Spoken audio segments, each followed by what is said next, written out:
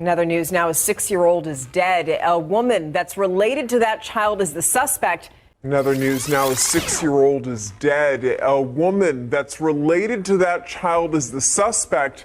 And she's now in custody. Yeah, the scene is south of 410, off 35, headed towards the Von Army area.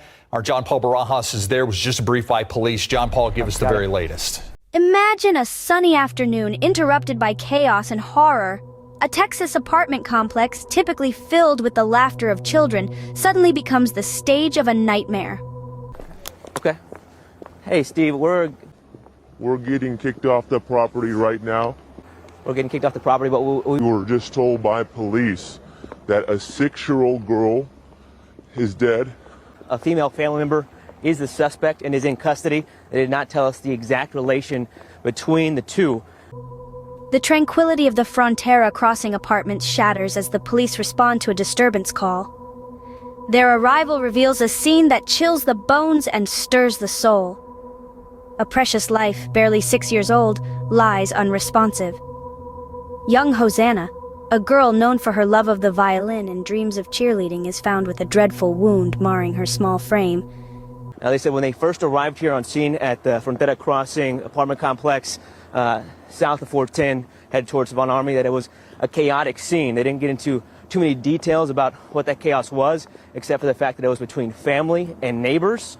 They also said that female suspect, the family member, she was naked running around outside at the time of all that chaos. As for what reason, they did not tell us. They said she went into custody without incident and is talking to them. They have not told us what those conversations have been yet. They said that's now all evidence. As for the manner of death in this 6-year-old's death, they don't have much information. They said it's still undetermined. They did say that there is trauma to the torso, but that is the only thing they would tell us. We asked if there was any weapons, guns, anything else, possibly drugs. They said that they could not answer any of that at this time. The cause of death is unclear, but the signs of trauma are undeniable. Adding to the horror is the sight of a woman, unclothed and unhinged, darting about the scene. Her wild eyes mirror the chaos around her. This woman, later identified as Nephiterea, is not just a bystander or a witness. She's the mother of the innocent child, whose life was abruptly and cruelly snuffed out. The officers, hardened by years on the force, struggled to comprehend the madness before them. The mother, the child, the chaos. It's a jigsaw of horror that defies reason.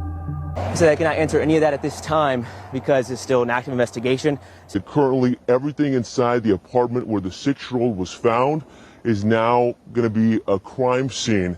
And they're going to have to go in there and investigate everything. They're waiting for a search warrant. That way they can execute that and get in there and try and get more details about what exactly led up to the 6-year-old's death, why that woman might have been naked running around outside at the time of this death.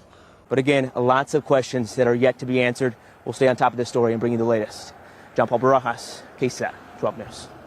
As they scramble to make sense of the scene, a chilling realization dawns. The woman running around is the mother of the lifeless child. As the investigators delve deeper into the case, a pattern of tragedy and mental illness begins to unfold. We turn our focus to the mother, Nephiterea, a woman whose life was marked not just by the normal trials of existence, but also by the invisible, insidious battle against her own mind. Her history is marred by a struggle with severe mental illness, a fight that often seems as real and as terrifying as any physical adversary. Past encounters with law enforcement reveal a chilling foreshadowing of the present horror. She was previously arrested, charged for causing harm to children.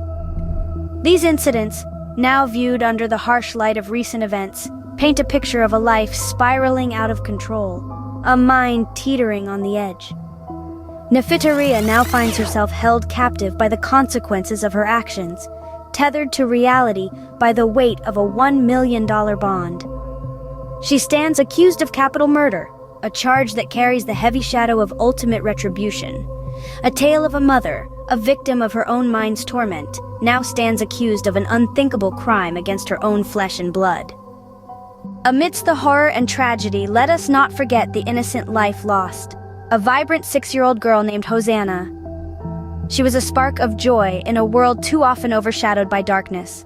A child who found music in the strings of a violin and a dream in the spirited routines of cheerleading. She was a little girl who taught her cousins the perfect cartwheel, her laughter echoing in the warm Texan air. Her love for the water was unparalleled, her bright eyes reflecting the shimmering surface of the pool. A simple wish lived in her heart: to ride the school bus for the first time, a symbol of growing up, of freedom and independence. But Hosanna never got to do that. In the midst of the chaos, we remember her, not as a victim, but as a child full of life, dreams, and potential. As we remember Hosanna, we are left with a chilling reminder of the horror of the crime, the fragility of life, and the silent battles fought within the human mind.